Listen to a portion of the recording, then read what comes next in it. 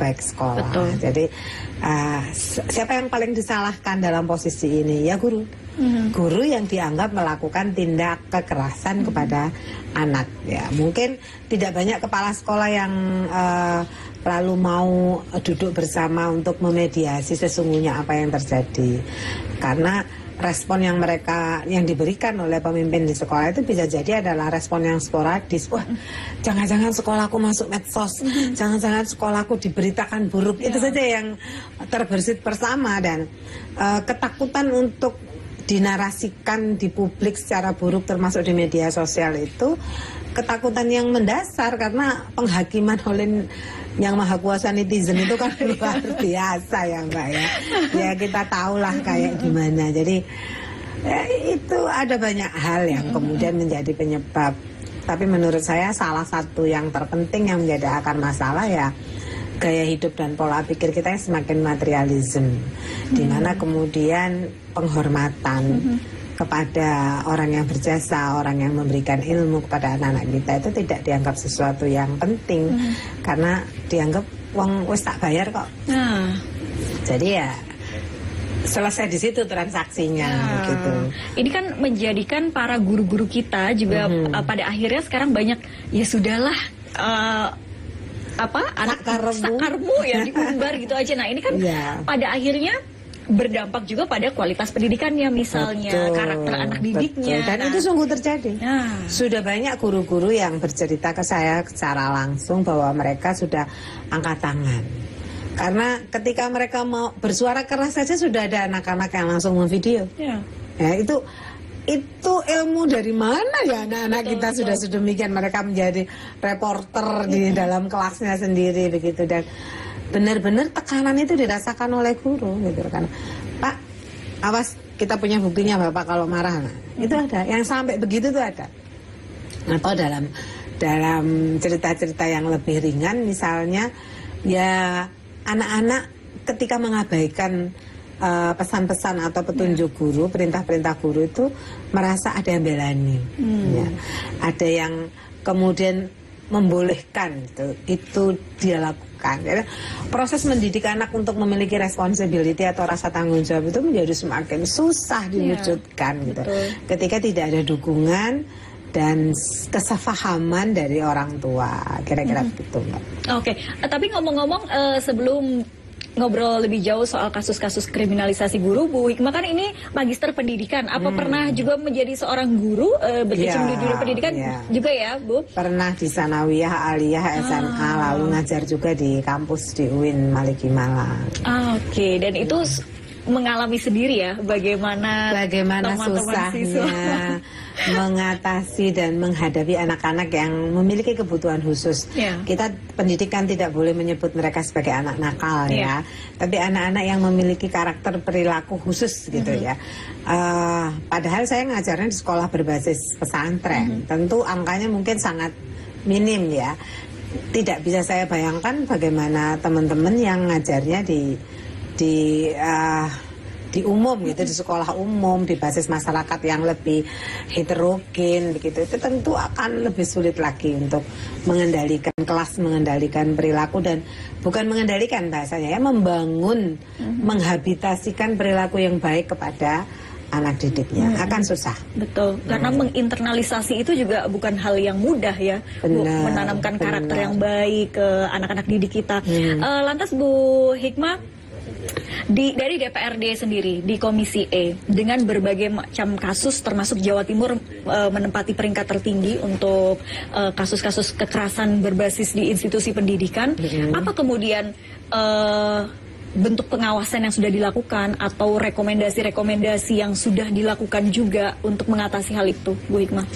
Sementara ini ketika kemudian masuk ke ranah hukum ya, kriminalisasi benar-benar terjadi, ya kita case by case itu ada pendampingan. Kalau di dapil saya sih, kalau itu menyangkut guru madrasah, kawan-kawan LP Ma'arif akan sigap untuk berada di depan membantu. Selama, ini ada catatannya juga ya, selama memang yang terjadi adalah kriminalisasi, bukan kekerasan oleh guru. Kalau misalnya faktualnya ternyata guru benar-benar melakukan kekerasan, ya sebaliknya maka gurunya lah yang harus intinya keadilan untuk semua lah. Siapa yang bersalah itu yang harus ini. Jadi cuman ini kan aspek penanganan ketika case terjadi. Menurut hemat saya akan jauh lebih bagus ketika dikuatkan, dimasifkan aspek pencegahannya. Jauh lebih bagus itu. Jadi apa yang perlu dilakukan banyak yang bisa dilakukan. Utamanya tentu edukasi. Nah itu dia. Nanti upaya pencegahan apa aja ini akan kita bahas tuntas ya Bu. Monggo kalau mau diunjuk dulu. Terima kasih Mbak. Kita ngobrol santai-santai aja nih. Saya senang karena airnya sedikit hangat.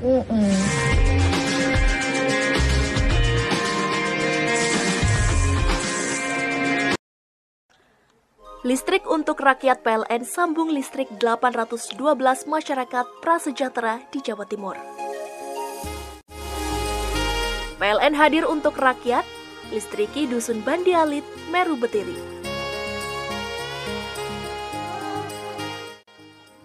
Kebun Gizi Wagus, binaan PLN peduli berikan dampak nyata peningkatan ekonomi Srikandi, kelompok tani lokal.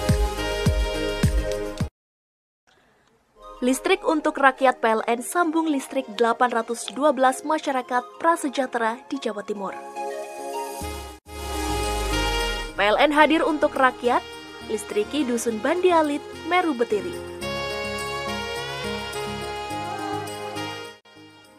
Kebun Gizi Wagus, binaan PLN peduli berikan dampak nyata peningkatan ekonomi Srikandi, kelompok tani lokal.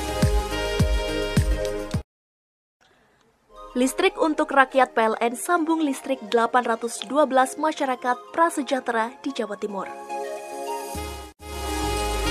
PLN hadir untuk rakyat, listriki Dusun Bandialit, Meru Betiri.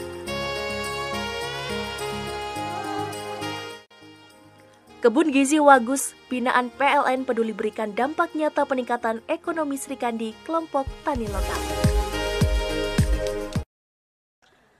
Listrik untuk rakyat PLN sambung listrik 812 masyarakat prasejahtera di Jawa Timur. PLN hadir untuk rakyat, listriki Dusun Bandialit, Meru Betiri.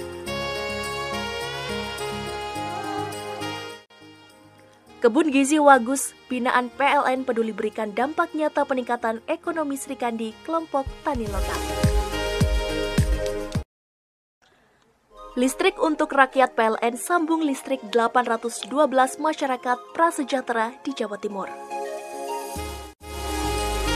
PLN hadir untuk rakyat, listriki Dusun Bandialit, Meru Betiri.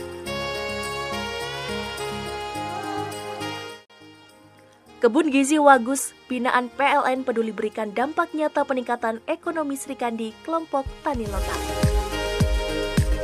Salah pahaman terhadap makna kriminalisasi dan kekerasan serta mendisiplinkan. Jadi kan gini, seringkali kan kriminalisasi yang dilakukan oleh guru itu muncul karena dugaan kriminalisasi, dugaan tindakan kriminal yang kemudian kita sebut sebagai kriminalisasi ya, itu muncul dari keinginan untuk mendisiplinkan.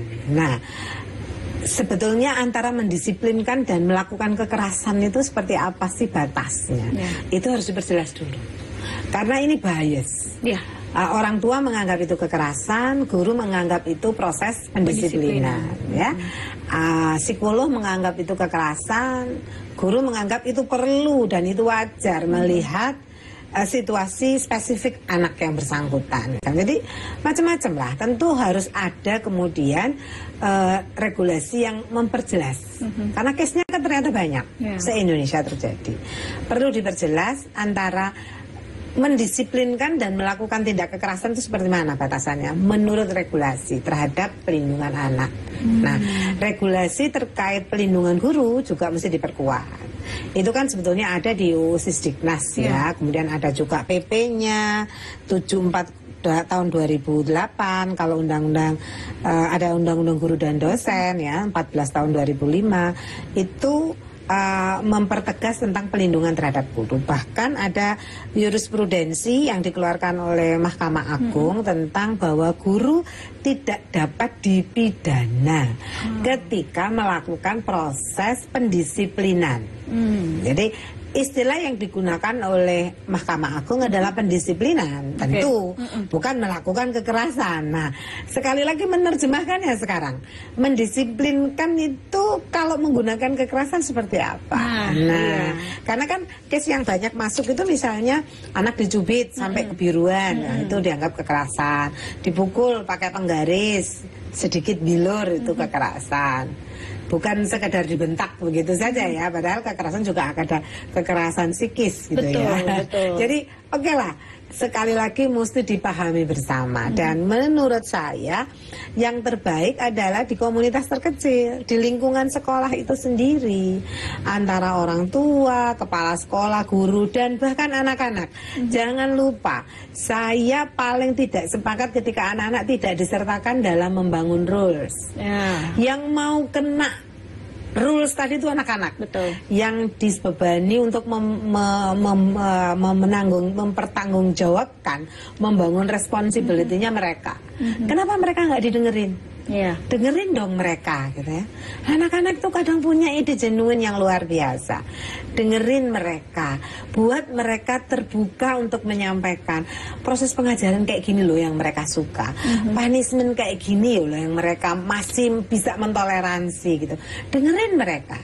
Suara genuine dari mereka inilah yang mestinya diserap oleh sekolah, kemudian diformulasikan menjadi rules di tingkat sekolah, disosialisasikan ke guru dan wali murid. Nah, untuk mendapatkan feedback, diperjanjikanlah di forum-forum itu. Jadi pertemuan guru dengan wali murid itu jangan hanya ketika rapotan dan wisuda saja ya. Kan kalau wisuda dan rapotan itu cenderung keburu-buru tuh orang tua. Buat pertemuan yang memang ansih khusus ngomong tentang bagaimana bareng-bareng membangun perilaku anak. Karena nggak ada judulnya anak-anak ini bisa mampu memenuhi target kompetensi pembelajaran tanpa peran orang tua, itu nonsen. Nggak bisa, Mbak. Di sekolah itu cuma berapa jam toh? Sementara target kompetensinya tidak hanya menguasai secara kognisi tapi afeksi, membangun perubahan perilaku. Lah mek pirang jam di sekolah kok diharap-harap bisa mengubah perilaku ya. Institusi rumah dan keluarga itu maha penting. Lah kalau mereka punya rules yang berbeda, guru membangun rulesnya kayak gini di kelas, di lingkungan sekolah kayak gitu, di rumah bangunan rulesnya berbeda, kan tidak nyambung nih. Sementara anak-anak ini dalam fase yang masih bingung, mereka tuh pakai value yang mana untuk dipercaya gitu. Mau manut guru atau manut wong tua? Betul. Penanaman rules model apa, tata nilai seperti apa yang harus mereka taati. Karenanya saya sering mengkritik kenapa kita meniadakan anak-anak. Dalam konvensi hak anak yang dibangun oleh UNICEF itu jelas disebutkan salah satunya itu hak partisipasi. Jadi anak itu boleh ngomong, speak up. Kalau tidak ingin gaduh ya dibikin dong hari pengaduan, hari apa, dan boleh anonim. Dari situ kepala sekolah juga bisa mendapatkan feedback. Oh memang ada guru tertentu yang suka membuli, guru tertentu yang cenderung nggak sehat mentalnya misalnya ya, karena suka menstigma anak dengan terus-menerus misalnya. Ya itu, sekalipun mungkin tidak semua informasi dari anak-anak itu benar, makanya juga tetap perlu validasi dan konfirmasi. Betul. Makanya mendengarkan semua, dengerin suara anak-anak, masukan dari mereka berharga karena yang mau kita didik mereka. Subjek terpenting dari pendidikan itulah adalah siswa. Dengerin mereka, dengerin kebutuhan mereka, pakai langgam mereka. Saya kok berkeyakinan selalu, karena saya ini juga boleh dibilang pemerhati anak ya.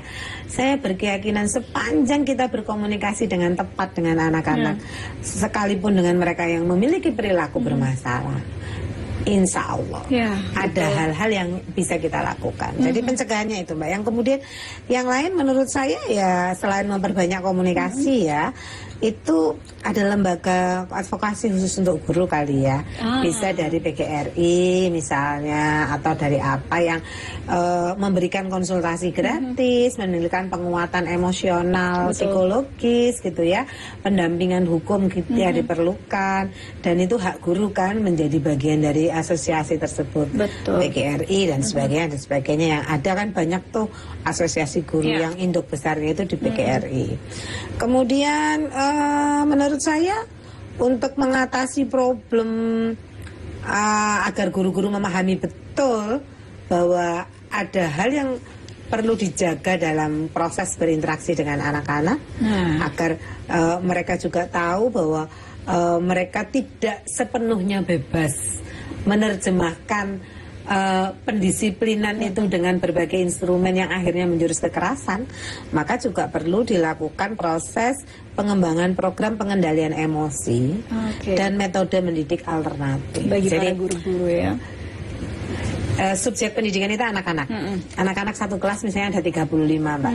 35 itu sebetulnya membutuhkan hampir 35 pendekatan sebetulnya. Cuman kan pembelajaran kita klasik.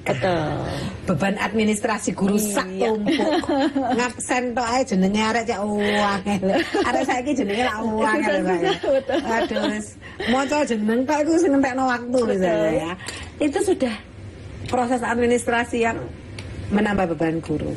Akhirnya kemampuan dan waktu beliau untuk melakukan assessment dan melakukan pendekatan yang spesifik sesuai dengan kondisi real anak-anak itu kurang.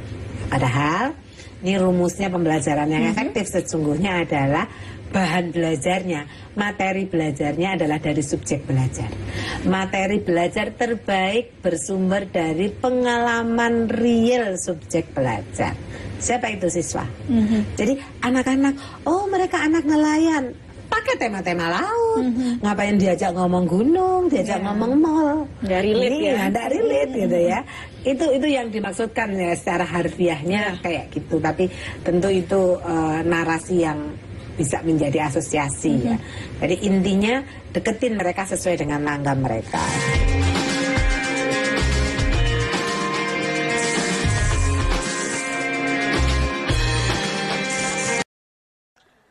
Listrik untuk rakyat PLN sambung listrik 812 masyarakat prasejahtera di Jawa Timur.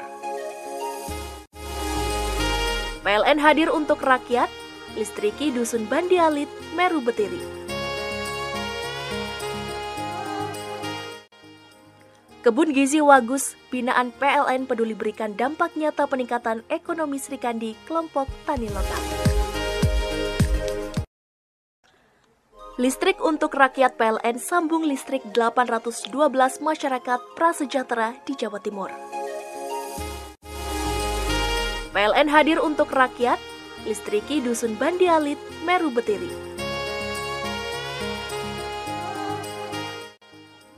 Kebun Gizi Wagus, binaan PLN peduli berikan dampak nyata peningkatan ekonomi Sri Kandi, kelompok tani lokal.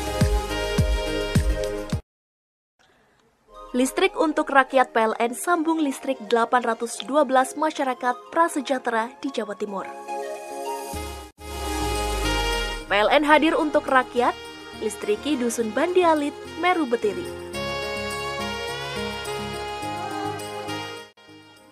Kebun Gizi Wagus, binaan PLN peduli berikan dampak nyata peningkatan ekonomi Sri Kandi, kelompok tani lokal.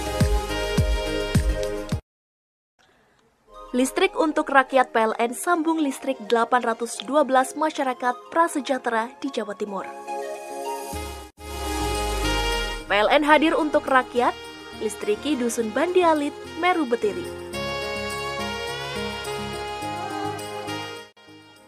Kebun Gizi Wagus, binaan PLN peduli berikan dampak nyata peningkatan ekonomi Sri Kandi, kelompok tani lokal.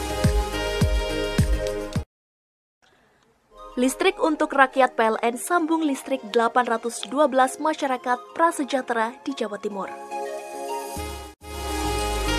PLN hadir untuk rakyat, listriki Dusun Bandi Alit, Meru Betiri.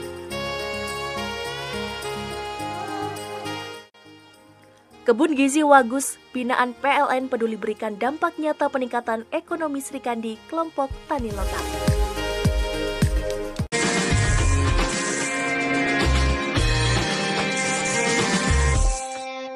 Kemudian yang berikutnya bisa diadakan adalah melakukan kampanye publik tentang bagaimana peran guru dan tantangan yang dihadapi itu seperti apa. Jadi supaya ada awareness juga dari masyarakat. Betul. Betapa tidak mudahnya jadi guru. Ya.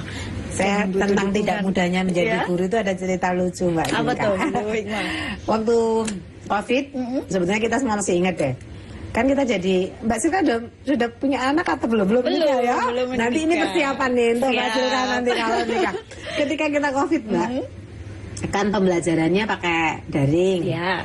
Orang tua kan jadi guru. Wah sambate wong tua ndak karu-karuan. Darahnya naik turun tekanannya ya kan? Ya diminta untuk jadi guru ini itu. Jadi lucu di grup-grup WA, di WA grup paguyuban orang tua itu kan saya juga masih punya anak SD waktu itu. Ada contek-contekan PR, contek-contekan bikin keterampilan dan sebagainya. Ini menunjukkan jadi guru itu ndak mudah. Betul. Waktu itu lah. Dan angkanya ternyata menurut kawan-kawan Polda Jawa Timur, kekerasan di dalam rumah tangga ketika anak-anak sedang tidak bersekolah, ketika anak-anak sedang belajar di rumah, karena kondisi COVID itu angka kekerasan di rumah tangganya naik. Naiknya lumayan tinggi Mbak, sampai sekian di atas 3% naiknya saja. Ini amat sangat mengkhawatirkan. Itu artinya sesungguhnya kita tidak cukup teruji kok. Bersama anak kita yang kita lahirkan sendiri, kalau 24 jam dikongkon darah PR, itu juga kita bisa emosi ya. Kita bisa kita bayangkan bagaimana seorang guru di satu kelas, muridnya 35, 40, bahkan 45 Mbak. Dan ono sing ngene, ono sing betul, ono sing minta didengerin terus, ada yang cueknya setengah hati. Nah, padahal kalau orang tua ketika sudah anaknya berangkat sekolah, harapannya sudah dididik pinter, pulang itu udah jadi tahu segalanya gitu ya, Bu Hikmah ya. Padahal sebetulnya dia baru bisa aktualisasi diri ketika basic needs di rumah sudah terpenuhi. Betul. Nah, itu yang kadang para orang tua mungkin miss di situ ya. Intinya mesti adil lah kita. Karenanya kampanye kepada publik tentang peran guru itu memang tidak mudah. Ayolah pahami mereka. Saya kadang godain kawan-kawan yang guru TK itu loh Mbak. Wong tua sing ngenteni anake sekolah TK iku lek maem bakso iku 10.000 Mbak sak mangkok. Tapi dimintai naik SPP-nya 5.000 aja ngomel-ngomel lek desa-desa itu. Artinya apa ya, inilah ya penghargaan terhadap pendidikan, dan pendidik itu masih rendah. Padahal kita pernah mengalami jadi guru itu setengah mati ngajar anak demek siji ya. Rasanya kayak emosi ya. Karena itulah Mbak Silka belum ini ya belum merasakan. Tapi kadang saya kalau ngajarin ponakan juga kadang emosi sendiri kalau dia nggak ngerti-ngerti. Bisa dibayangin kalau 35 satu ruangan. Nah itu dia. Jadi menjadi guru itu tidak mudah. Dan kembali lagi ke kriminalisasi guru. Kemudian banyak case termasuk para orang tua yang kemudian tidak terima, misalnya anak tadi didisiplinkan begitu ya, jadi harus betul-betul ada payung hukum atau regulasi yang jelas, tidak hanya istilahnya pengertian yang jelas turunan dari pendisiplinan itu seperti apa, kekerasan itu seperti apa, karena kadang juga pengertian itu menjadi berbeda, termasuk bullying. Kadang ada yang kita merasa saya nggak bully, tapi ada yang merasa terbuli. Nah ini kan kadang pemahaman itu yang berbeda-beda ya Bu Hikmah. Bullying itu harus terjadi terus-menerus dengan subjek yang sama, itu baru bisa disebut bullying. Dan kembali lagi ke kriminalisasi guru. Tadi strategi yang Ibu Hikmah sampaikan itu luar biasa, dan kalau betul-betul bisa diimplementasikan, saya rasa dampaknya pun juga luar biasa. Dan apakah kemudian ini sudah dalam proses penggodokan menjadi perdaka untuk Jawa Timur, atau sudah masuk menjadi rekomendasi untuk undang-undang? Bu Hikmah. Untuk batasan soal kekerasan dan pendisiplinan ya, kertas kerjanya sudah pernah kita sampaikan ke kawan-kawan kita di Komisi 10. Hanya menurut saya kita jangan bergantung regulasi selevel perda lah Mbak. Terlalu jauh. Karena kalau madhabnya itu pencegahan, lah segala macam regulasi dan undang-undang itu penting ketika terjadi masalah. Cuman kan kita kepingin mencegah juga, gitu ya. Maka aturan rulesnya itu di level sekolah saja yang dibenahin. Yang tadi menurut saya tadi melibatkan semua komponen termasuk anak-anak. Bikin mereka paham, diingetin. Ini loh kontrak lo ya, kalian yang membikin aturan ini kalian juga, yang mengusulkan ini kalian juga, gitu kan. Boleh mereka memilih pola-pola punishment apa yang menurut mereka tidak menguatkan istilah psikologinya, tidak mereinforcement perilaku buruknya, gitu. Karena kan gini, punishment atau penghukuman seseorang, orang tua kepada anaknya, guru kepada anak didiknya itu sering keceglok jarene wong Jawa, Mbak ya.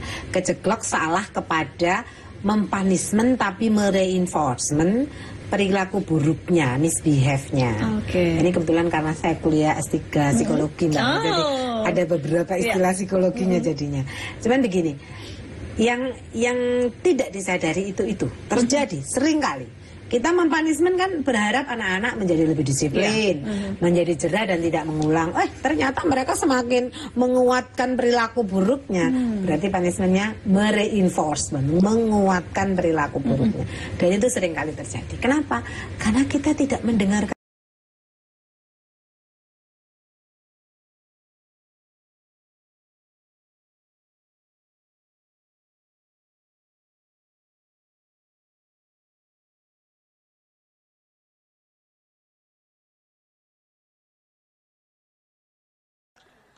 Listrik untuk rakyat PLN sambung listrik 812 masyarakat prasejahtera di Jawa Timur.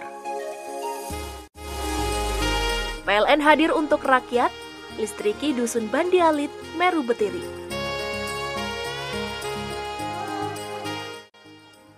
Kebun Gizi Wagus, binaan PLN peduli berikan dampak nyata peningkatan ekonomi Srikandi, kelompok tani lokal. Listrik untuk rakyat PLN sambung listrik 812 masyarakat prasejahtera di Jawa Timur. PLN hadir untuk rakyat, listriki Dusun Bandialit, Meru Betiri.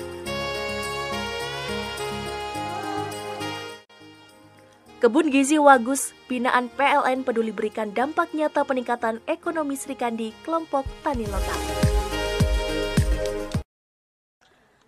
Listrik untuk rakyat PLN sambung listrik 812 masyarakat prasejahtera di Jawa Timur. PLN hadir untuk rakyat, listriki Dusun Bandialit, Meru Betiri.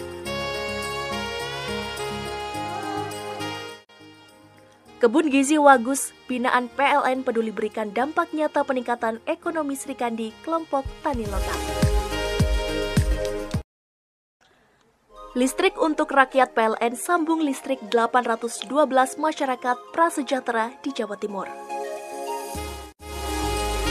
PLN hadir untuk rakyat, listriki Dusun Bandialit, Meru Betiri.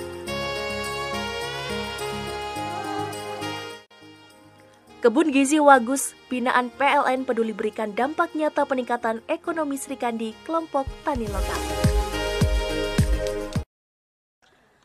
Listrik untuk rakyat PLN sambung listrik 812 masyarakat prasejahtera di Jawa Timur. PLN hadir untuk rakyat, listriki Dusun Bandialit, Meru Betiri.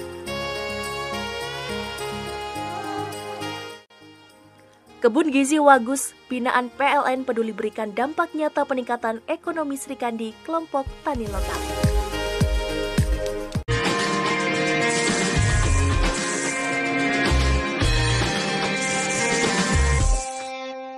Ilmu kita manfaat insya Allah gitu. Tapi kan sekarang nggak bisa begitu. Betul. Kalau Bu Hikmah sendiri melihat kondisi hari ini, Bu, dengan mempelajari psikologi juga, psikologi anak sebetulnya ketika kita harus melibatkan dia partisipatif dari anak-anak itu, sebetulnya pengamatan Ibu, anak-anak tuh pengennya seperti apa sih kalau tren hari ini? Didengerin, Kemudian kita berkomunikasi dengan bahasa yang mereka pahami. Oke. Sampai kan anak-anak sering menerjemahkan bahasa bayi itu ya. Maksudnya bahasa mereka gitu kan. Tidak menggunakan bahasa mereka, maksudnya lalu di kelas pakai aku, bukan itu maksudnya. Jadi ada banyak kok Mbak guru yang case ini kan tetap case ya Mbak, jumlahnya itu 0,00 ya. Selebihnya itu ada banyak guru-guru yang anak-anak itu Masya Allah ngalemnya sama gurunya. Guru itu tempat berlabuh lah ya. Ketika di rumah sumpek ngelihat ibunya cerewet mungkin dalam tanda kutip, atau melihat ayahnya antajebel waktu tok wis nggarai greges misalnya. Ada kalau ada tipe-tipe ya kayak gitu ya, maka guru adalah tempat berlabuh yang paling aman dan menyenangkan. Ada banyak sekali siswa yang seperti itu pola hubungan dan relasinya dengan guru mereka. Jadi menurut saya itu yang wajib dipertahankan, itu yang harus dipromosikan, itu yang harus ditonjolkan. Pola komunikasi yang membuat anak-anak itu nyaman, diregani, tapi disiplin, membangun responsibility, bukan dijarno begitu ya. Tapi kadang-kadang kan kita juga nggak boleh terlampau lebay menganggap apa udah semua dari anak ditampung gitu ya, akomodatif terlalu, hirup pikuk nggak selesai lah.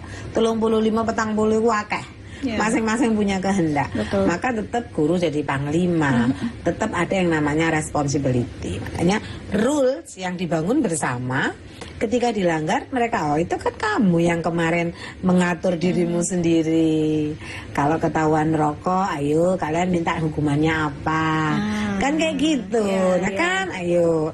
Maka Mbak, ketika kemudian rules itu diciptakan bersama anak-anak dan orang tua sudah setuju, kontrol juga bisa tercipta dari teman-teman yang lain, ya nggak sih? Betul. Jadi kalau misalnya ada anak-anak nih melanggar, anak yang lain gimana dong sikapnya? Pasti kan mereka, hei kamu kok gitu, kan kita udah janji, setidaknya begitu. Kontrol tercipta.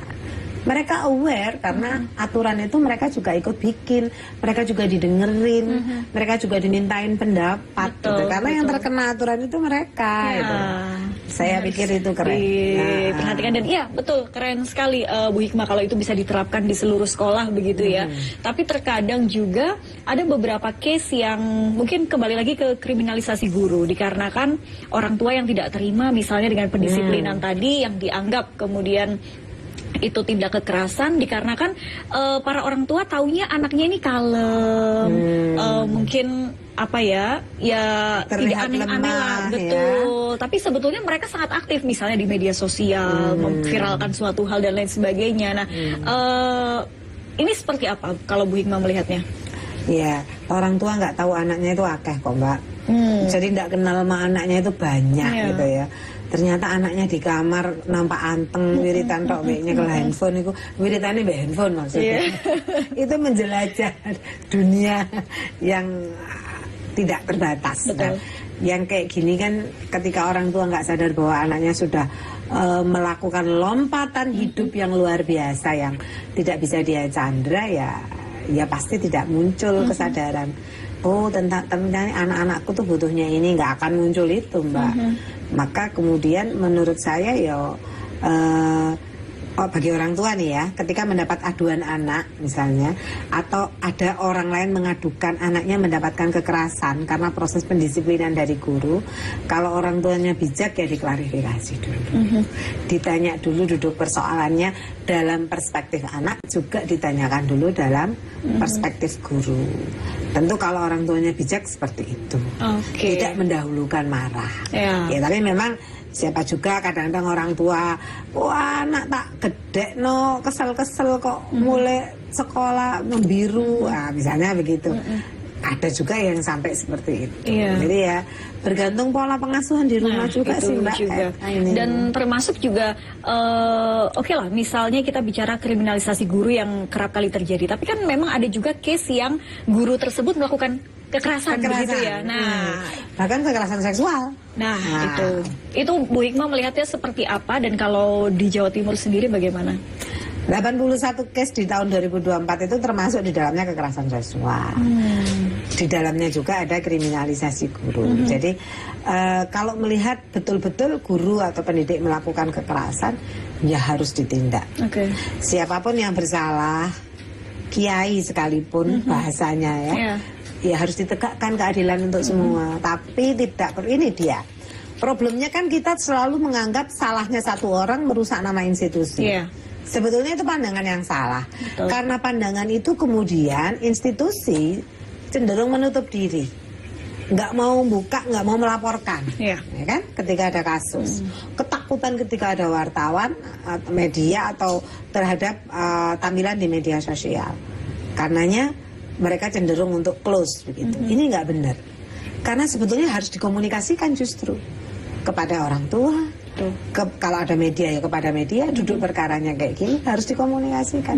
Dan sekolah, pesantren atau sekolah minggu atau apapun namanya harus mengatakan dengan legowo dan tegas bahwa siapapun yang bersalah, kalau itu dianggap salah menurut aturan perundang-undangan, kami akan dukung sepenuhnya untuk penegakan secara hukum. Demi menegakkan keadilan bagi semua. Mestinya begitu. Justru tidak perlu takut, tidak perlu kemudian menghindari untuk membangun narasi baik. Betul. Untuk situasi buruk yang sedang terjadi. Nah, tapi itu kan hari ini banyak sekali terjadi seperti itu, Bu Hikmah. Ditutup-tutupi. Harus nunggu viral dulu, begitu. Baru berviral tambah susah kan nanganin. Nah, betul. Padahal ini ya institusi pendidikan ya harusnya bisa mengantisipasi itu, atau juga ya jangan ditutup-tutupi, begitu ya, Bu Hikmah harapannya. Kadang seperti juga case yang di Surabaya juga ada yang membanting siswanya itu ya, guru ini kan juga kemudian menjadi catatan tersendiri atau perhatian bersama. Karena kadang kita berpikir institusi pendidikan itu ya harapannya tempat-tempat anak-anak kasih sayang, menyamankan, anak-anak terdidik, begitu ya, yang jauh lah dari kata-kata kekerasan, apalagi sampai kekerasan seksual dan lain sebagainya. Tapi kita melihat masih hal itu terjadi gitu ya. Manusia, Mbak. Guru juga manusia. Betul. Mereka bisa salah, bisa hilaf, bisa memiliki tekanan yang luar biasa yang membuat mereka menjadi orang lain, yang membuat mereka kemudian menganggap bahwa oh ini ada kesempatan yang disajikan, yang kemudian membuat mereka merasa boleh melakukan atau terbersit untuk melakukan tindak kekerasan. Jadi itu aspek-aspek yang sangat kamanusan katanya orang Jawa ya, sangat mungkin terjadi. Kalau kemudian ada yang mengaitkan begini, oh loh guru tuh suka marah-marah, kemudian pendisiplinannya menggunakan bahasa-bahasa kekerasan, verbal maupun non-verbal itu karena kurang sejahtera. Apa hanya itu? Saya nggak percaya juga kalau hanya itu penyebabnya. Banyak hal.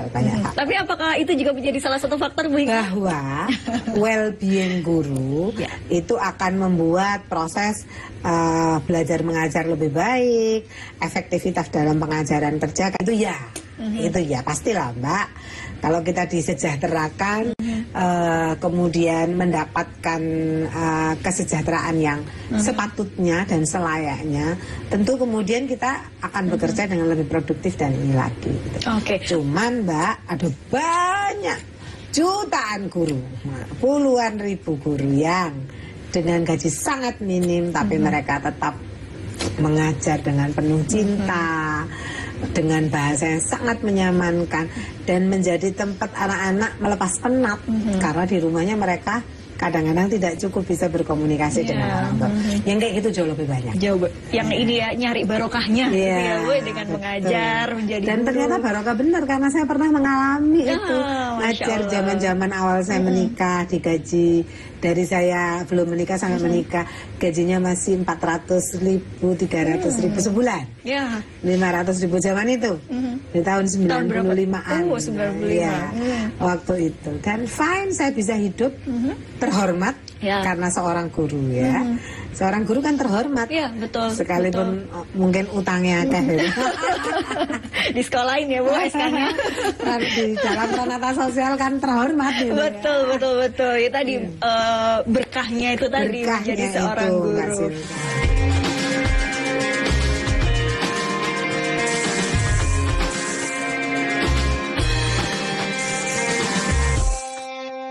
Musim Haji 2020 Listrik untuk rakyat PLN sambung listrik 812 masyarakat prasejahtera di Jawa Timur. PLN hadir untuk rakyat, listriki Dusun Bandialit, Meru Betiri. Kebun Gizi Wagus, binaan PLN Peduli berikan dampak nyata peningkatan ekonomi Sri Kandi kelompok tani lokal. Listrik untuk rakyat PLN sambung listrik 812 masyarakat prasejahtera di Jawa Timur. PLN hadir untuk rakyat, listriki Dusun Bandi Alit, Meru Betiri. Kebun Gizi Wagus, binaan PLN Peduli berikan dampak nyata peningkatan ekonomi Sri Kandi kelompok tani lokal. Listrik untuk rakyat PLN sambung listrik 812 masyarakat prasejahtera di Jawa Timur. PLN hadir untuk rakyat, listriki Dusun Bandi Alit, Meru Betiri.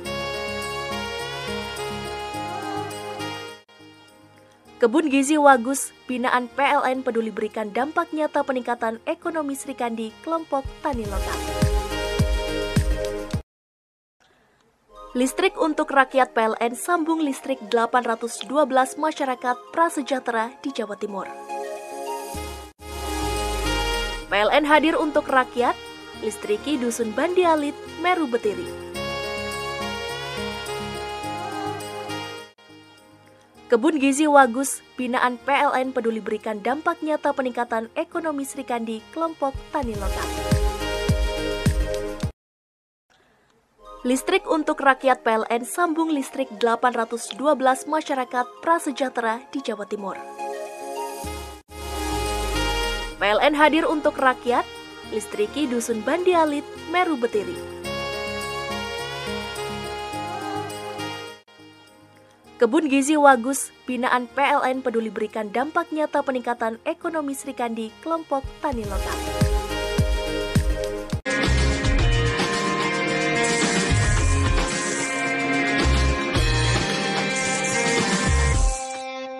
Bu Hikmah, mungkin bisa pesan-pesan juga kepada para guru bahwa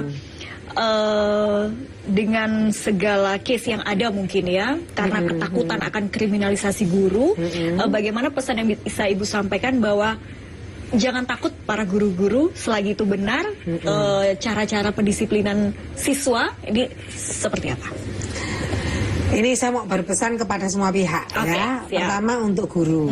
Saya benar kata Mbak Silka, jangan takut. Kalau kita sudah melakukan respon yang terbaik untuk anak didik kita, tetap aja.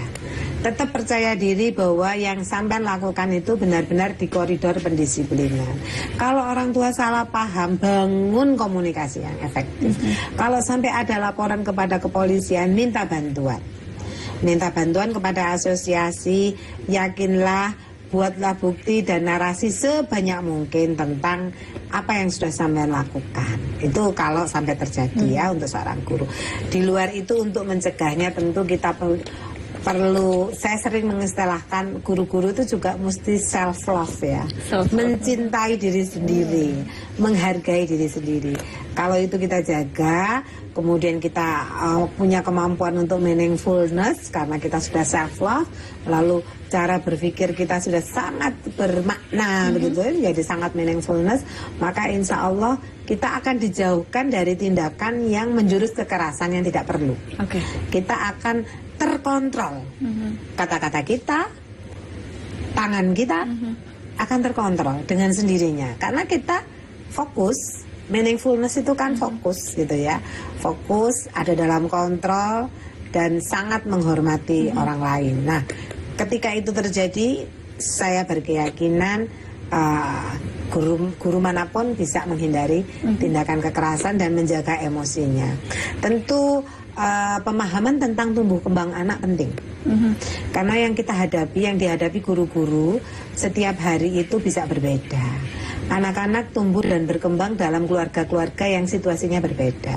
Setiap pengalaman hidup mereka yang unik itu memunculkan perilaku, sikap, dan karakter yang berbeda. Keberbedaan anak-anak ini harus dihargai dengan cara memberikan respon yang juga unik.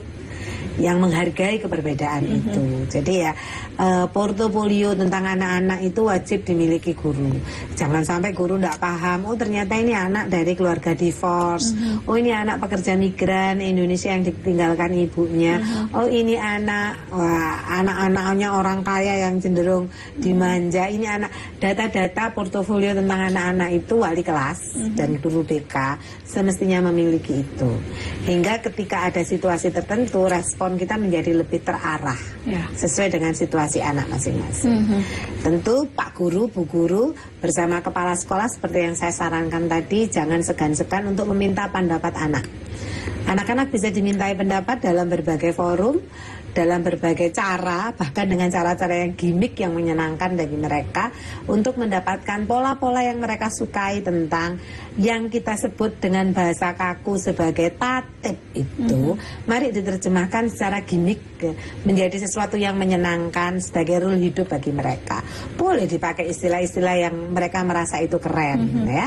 Tidak harus tata tertib, tidak begitu ya. Tapi sesuatu yang, ayo anak-anak, tatip kita ganti dengan istilah apa ya? Nah, bisa ditanya begitu. Dan antara punishment dan rewardnya sepakati bersama anak-anak dan jadikan anak-anak lain untuk saling mengontrol, saling kontrol tercipta. Lalu pesan untuk orang tua, ingat, mendidik anak itu nggak mudah. Partisipasi kita terhadap pendidikan anak kita harus ditunjukkan tidak hanya dengan membayar partisipasi sekolah lewat SPP saja kalau itu tetap ada, tapi partisipasi itu harus kita tunjukkan dengan membangun dan memberikan ruang tumbuh kembang yang baik bagi anak-anak, hingga proses internalisasi tata nilai, proses membangun skill yang dibangun oleh guru di sekolah itu bisa dikuatkan di rumah. Tanpa itu kompetensi tidak akan tercapai, target kompetensi tidak akan tercapai. Orang tua juga rajin-rajin membangun komunikasi dengan guru, terutama wali kelas, guru BK, kepala sekolah. Penting untuk tahu anak-anak kita bergaul dengan siapa, penting untuk tahu anak-anak kita nyaman atau tidak di sekolah, ya. Jangan dengarkan hanya versi anak-anak, tentu saja kita harus berimbang ketika menerima informasi tentang situasi pendisiplinan atau kekerasan yang dia terima. Itu untuk orang tua. Untuk pemerintah, saya pikir itu pertegas rules tentang mendisiplinkan dan kekerasan. Yang kedua, kesejahteraan guru memang perlu terus mendapat ini ya. Sekarang sih sudah mulai sangat bagus tuh, Mbak. Sertifikasi lah, ini TPP dan sebagainya sudah mulai bagus. Jadi mudah-mudahan ini terus bisa dikuatkan hingga kemudian benar-benar yang disebut James Levin, tokoh pendidikan, ekspor di bidang pendidikan, mengatakan kalau mau pendidikan itu efektif, pendidikan di kelas itu efektif, yang harus berubah lebih dulu itu gurunya. Jadi guru nggak boleh meminta murid berubah sebelum dia berubah paradigmanya lah. Yang saya sampaikan pesan tadi tentang guru yang banyak itu kan sebetulnya meminta guru untuk berubah paradigma, berubah perilaku dalam membangun kelas yang lebih efektif, meaningfulness tadi. Kalau itu dikerjakan, saya yakin keren jadinya. Guru juga nggak berat ngajarnya, nyaman, penuh keceriaan akan terbangun dengan sendirinya. Anak-anak juga akan merasa nyaman berkomunikasi dengan para guru-guru semacam itu. Bu Hikmah, ada nggak sih Bu tips and trick mungkin yang sederhana yang bisa dilakukan oleh para guru untuk menciptakan tadi ya meaningfulness, karena Ibu juga doktoral psikologi juga. Belum selesai. Iya, tapi mungkin apa yang harus dilakukan ketika misalnya guru itu menemui siswa yang harus dengan treatment khusus, apa harus sudah nyampe dadanya, sudah harus tarik nafas berapa kali atau gimana tips and trick supaya meaningfulness itu bisa tercapai, Bu Hikmah? Gini aja, tidak sampai ke meaningfulness, ngadepi anak yang kemudian membuat kita marah gitu ya. Apa yang harus dilakukan? Ini berlaku juga untuk orang tua, saya pikir. Jangan ngomong. Karena ucapan verbal kita itu cenderung tidak bisa kita kontrol untuk tidak menyakitkan ketika kita sedang marah. Tahan, ambil nafas saja. Jangan kemudian memaksakan diri untuk berbicara, apalagi yang keluar lalu kalimat jangan atau harus. atau mempertanyakan kenapa kamu begitu, jangan dulu. Sudah, jangan ngomong dulu, karena kalau kita tidak mampu mengendalikan amarah, ngomong itu pilihan buruk. Oke. Ya. Lebih baik ya udah, tahan nafas dulu, tarik nafas dulu. Cukup katakan kepada anak-anak yang sedang menguji kesabaran kita itu, Ibu tidak ingin ngajak kamu ngomong hari ini tentang apa yang kamu lakukan ini. Tapi nanti selepas kelas ini kamu harus ketemu sama ibu ya. Kita akan ngomong. Cukup begitu. Nah, itu trik sederhana, tapi saya rasa dampaknya akan luar biasa, Bu Hikmah. Luar biasa sekali, Bu Hikmah. Terima kasih banyak sudah berbincang di sini terkait dengan kriminalisasi guru dan juga tips-tips nih bagaimana idealnya menjadi seorang guru dan juga para orang tua tadi ya. Segala macam pesan sudah disampaikan. Ibu Hikmah Bafakih MPD, Wakil Ketua Komisi DPRD Provinsi Jawa Timur. Terima kasih banyak sekali lagi. Sehat selalu, Bu. Sukses selalu.